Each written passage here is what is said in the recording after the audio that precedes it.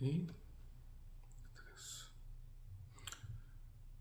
Hola amados, qué bendición que estén aquí una vez más para la continuación de estos videos que hemos estado haciendo cortos o más cortos de Primera de Pedro, comenzando con el capítulo 1. Hemos visto ya algunos temas, algunas divisiones ya de bloques de versículos, y hoy nos toca ver los versículos desde el 17 hasta el 21 que vamos a leer a continuación. Dice así la palabra de Dios, dice: y si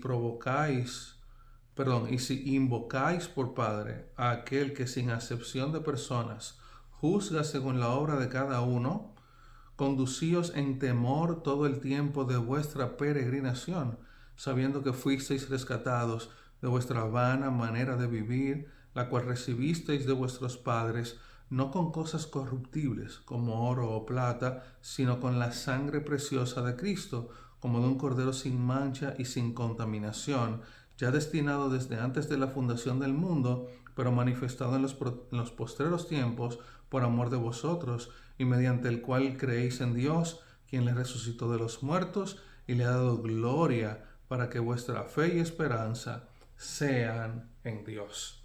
Gloriosa porción de la palabra de Dios, como siempre, pero ¿cuánto podemos tomar de aquí? Primero que nada, recordarles, hermanos, que nosotros estamos viendo la carta que Dios envía a través del apóstol Pedro a la iglesia perseguida, a la iglesia dispersa en este momento, en esta época, ¿no?, de la historia de la iglesia primitiva, una iglesia que está en persecución, que está pasando situaciones difíciles, y que Dios está enviándoles palabra de aliento, palabra de motivación, palabra también de recordatorio, si se quiere, de dónde el Señor los ha traído y cuál ha sido el impacto que Él ha hecho primero en la vida de ellos, para entonces motivarlos, ser de impacto en la vida de otros por la obra que Dios ha hecho y por las bendiciones que Dios les ha dado. Y vamos a abundar de eso ahora en un segundo. El asunto es que desde el versículo 1, recordamos que estamos en el capítulo 1 de Primera de Pedro, desde el versículo 1, entonces Dios primero, digamos que le da una palabra de aliento en el sentido de entender, de compasión, si se quiere.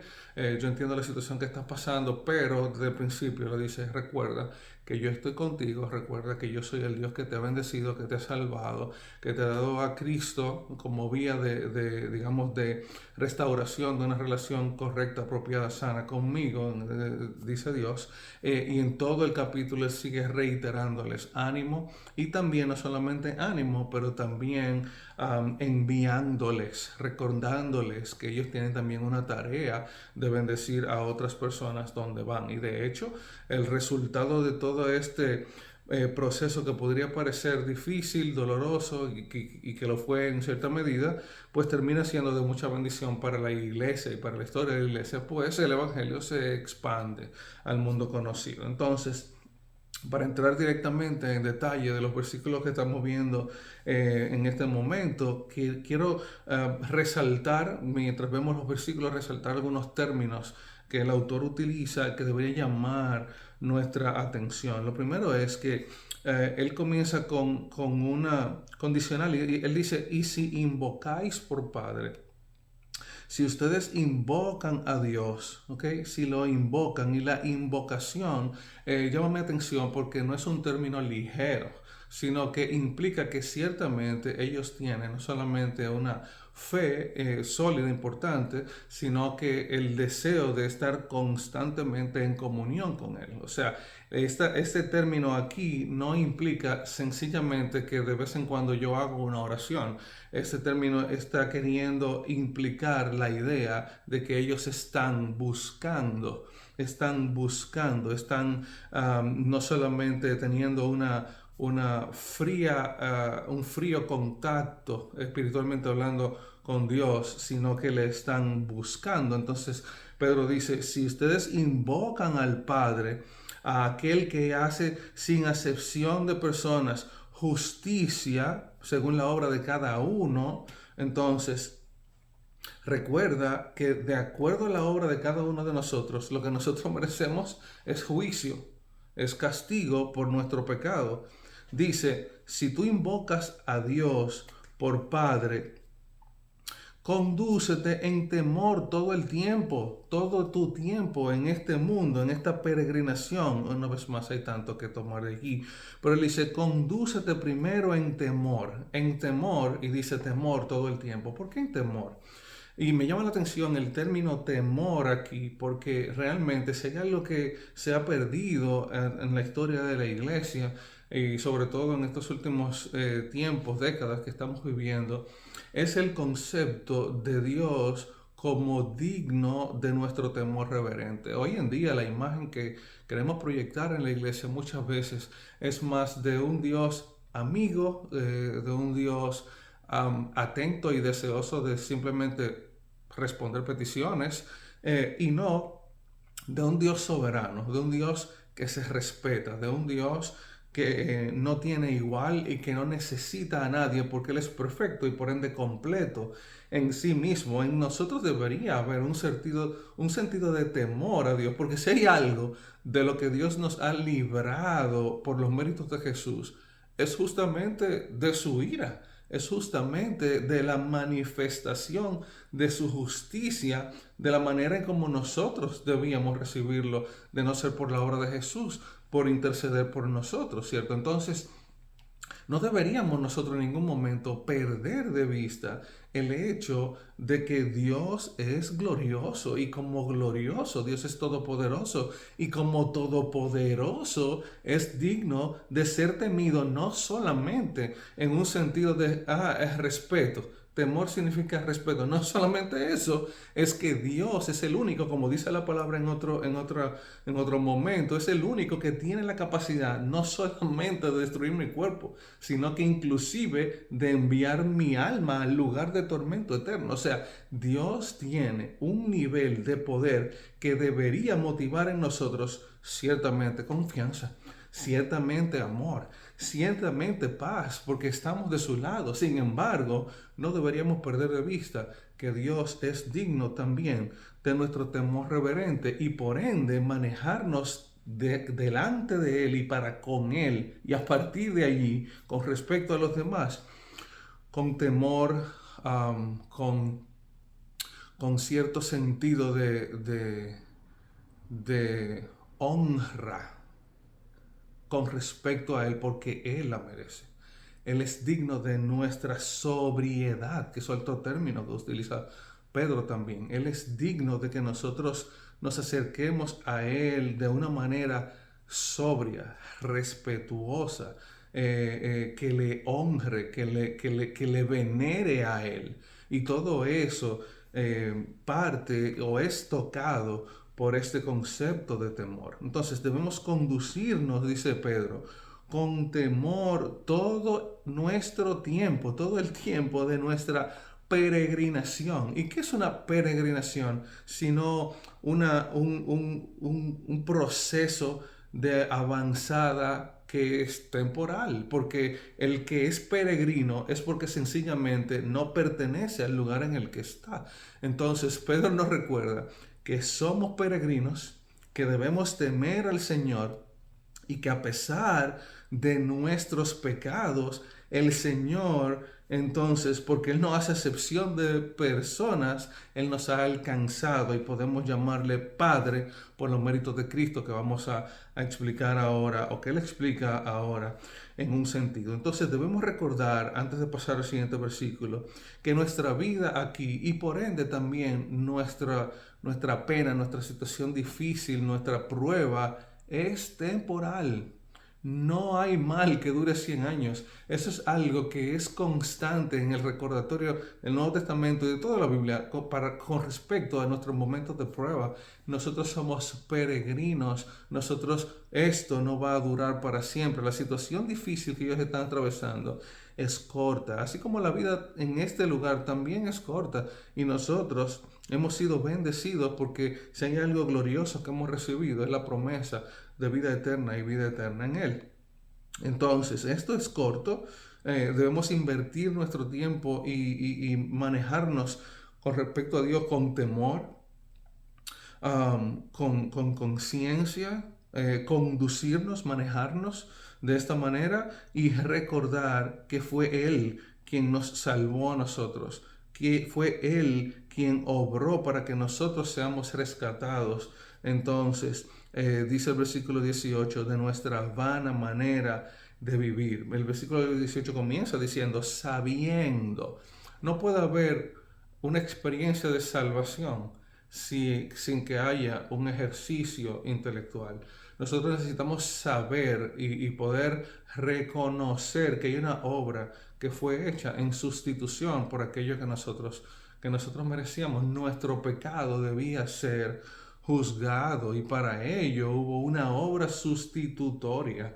Hubo alguien que de manera vicaria, ¿no? Que de manera sustitutiva tomó nuestro lugar y pagó el precio de nuestra salvación. Nosotros necesitamos tener conciencia de eso y entender que fuimos rescatados porque nosotros no podíamos rescatarnos a nosotros mismos, como dice la palabra de Dios. Entonces, sabiendo que fuisteis rescatados de una manera de vivir que era vana, que era vacía, que no tenía ningún tipo de fundamento y que por ende no nos llenaba y que por ende nos mantenía desvinculado y en un sentido de perdición. Entonces, sabiendo todo esto, entender que nosotros, así como dice que fuimos rescatados, porque no podíamos de manera pasiva, porque no podíamos hacer nada para eso, dice, la cual recibisteis, ya hablando de nuestra vana manera de vivir, esa vana manera de vivir nosotros la recibimos de nuestros padres,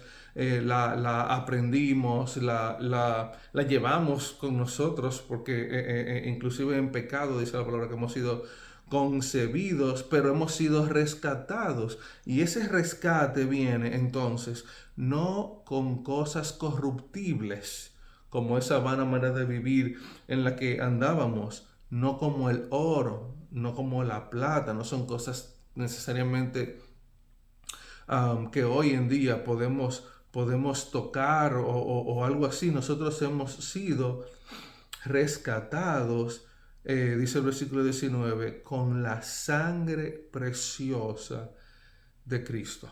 Esa sangre que una vez más, como dice Apocalipsis capítulo 1, nos limpia de todo pecado, de nuevo, versículo 19, sino que con la sangre preciosa de Cristo, como de un cordero sin mancha y sin contaminación. Y esa aclaratoria es sumamente importante porque nos lleva otra vez a recordar quién era el pecador, quién era el que era digno de pagar el precio, el justo precio por su pecado. Éramos nosotros. Sin embargo, Jesús, hombre perfecto, hombre santo, hombre limpio, pulcro, hombre como un cordero sin mancha y sin contaminación, tomó nuestro lugar. Y eso es lo que abre las puertas a que hoy nosotros entonces podamos hablar de limpieza, podemos hablar de restauración, podemos hablar de salvación, porque Él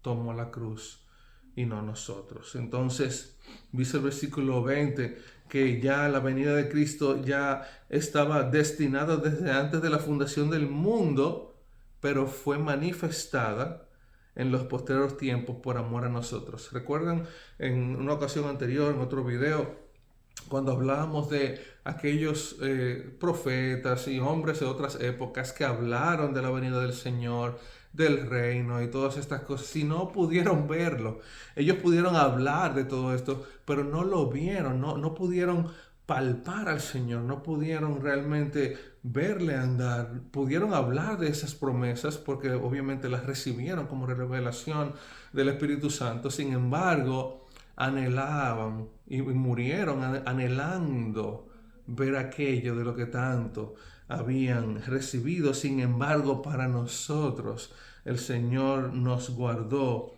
la manifestación de Cristo por amor a nosotros. ¿Cómo no apreciar a Dios de una manera, de qué manera tan grande nos ha amado? Que nos ha bendecido con esta bendición magnífica e inigualable de saber que Él envió a su Hijo, y no solamente que lo envió, sino que lo envió a la cruz a morir, no solo por mí, sino que en mi lugar. Él fue manifestado en los posteros tiempos por amor de nosotros, y dice el versículo 21, y mediante el cual creéis en Dios. No podemos creer en Dios si no es a través de Jesús. Él es el camino, la verdad y la vida, y nadie puede venir al Padre si no es a través de Él. Solamente hay un Dios y hay un mediador entre Dios y los hombres, y ese es Jesucristo hombre. Entonces, mediante el cual creéis en Dios, ¿qué hizo Dios, el Padre en este caso? Que los resucitó de los muertos, que le ha dado gloria para que nuestra fe y nuestra esperanza sea puesta en Él. Gloria a Dios. Esto no tiene parangón, esto no tiene comparación. Al nosotros recordar la obra de Jesús en la cruz, al nosotros recordar su cuerpo no solamente maltratado, no solamente entregado, sino exaltado, renovado, resucitado. Hermano, eso es para que nuestra fe y nuestra esperanza esté cimentada en Dios.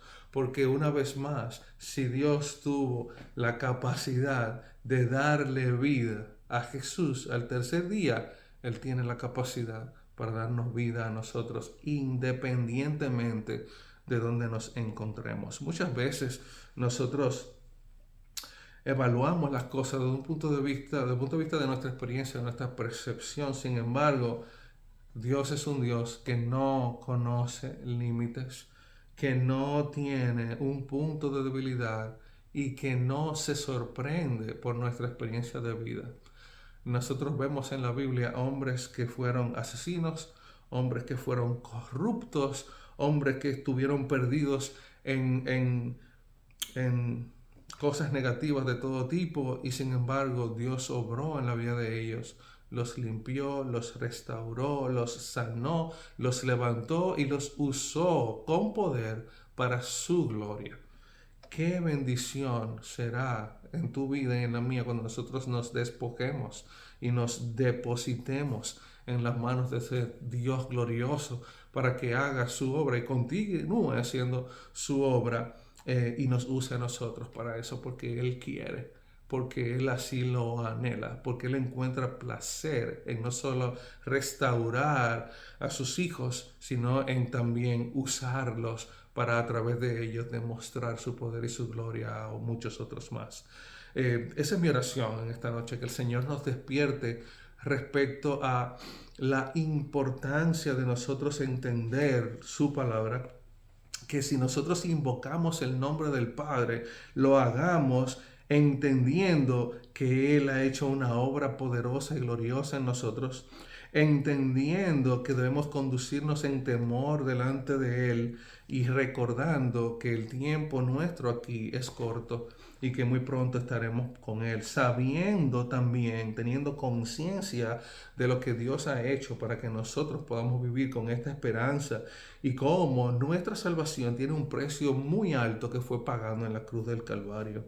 Igualmente que nosotros podamos valorar esa sangre derramada y el esfuerzo y el sacrificio de aquel que oró diciendo: Padre, si es tu voluntad, pasa de mí esta copa. Pero no se quedó allí, sino que dijo: pero que sea tu voluntad y no la mía. Y que en Hebreos 12, versículo 1, 2, dijo que viendo el gozo puesto delante de Él, entonces tomó la cruz y murió por todos nosotros, quienes le hemos recibido como nuestro Señor y Salvador. Si tú no has hecho esto, yo te invito y te pido y batallo contigo en esta hora, por amor al Señor y por amor a ti, y te invito a que te enfrentes a la palabra y que tú leas una nueva vez en el versículo 19, como Él dice: la sangre preciosa de Cristo, como de un cordero sin mancha y sin contaminación, ya destinado desde antes de la fundación del mundo, se manifestó en los posteros tiempos para salvarme a mí, para salvarte a ti, porque Él sabía que nosotros no podíamos salvarnos a nosotros mismos y mediante Él y por Él podemos creer en el Señor, podemos creer en Dios el Padre y podemos ser salvos por su obra. El Padre quien le resucitó de los muertos y que le ha dado gloria y que nos invita a creer en esa obra poderosa que transforma y que sana, que limpia, que levanta, que restaura, que llena y que usa para bendecir a muchos más.